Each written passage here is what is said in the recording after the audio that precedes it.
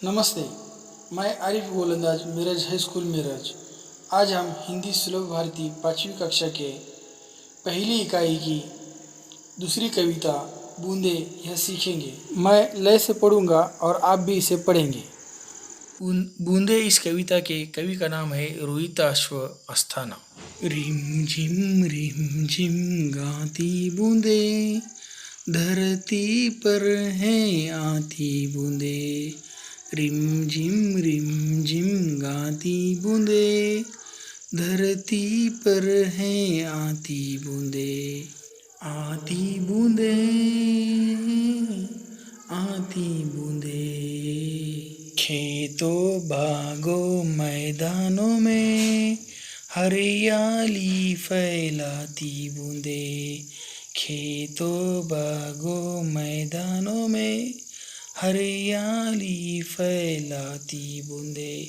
आती बूंदे, आती बूंदे, धरती से नालों नदियों में सागर में मिल जाती बूंदे।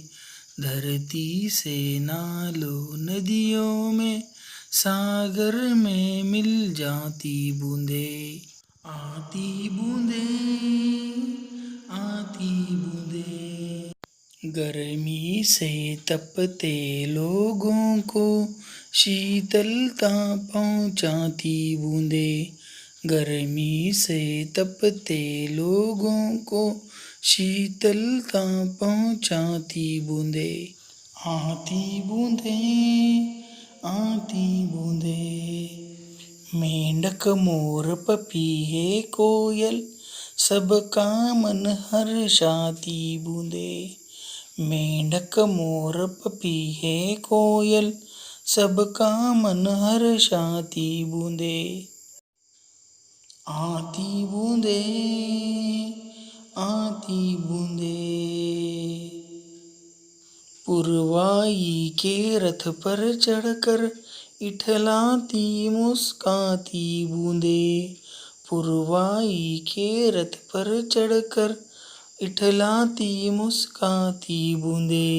आती बूंदे, आती बूंदे। तो बच्चों, अब हमने बूंदे ही कविता लयात्मक रूप से सुनी। अब हम बूंदे इस कविता का सरल अर्थ समझेंगे। बूंदे इस कविता के कवि का नाम है रोहिताश्व अस्थाना। बच्चों, पानी की छोटी छोटी बूंदे ही बादल से बनकर बरसती हैं। रिमझिम गाती बूंदे, धरती पर हैं आती बूंदे।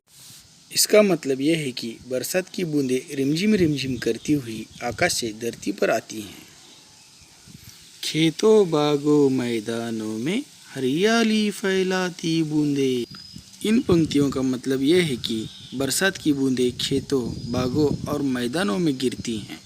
इससे खेत, बाग और मैदान हरे भरे बनते हैं। धरती से नालों नदियों में सागर में मिल जाती बूंदें। इन पंक्तियों का मतलब यह है कि बरसात की बूंदें धरती पर गिरकर नालों और नदियों में बहती हैं।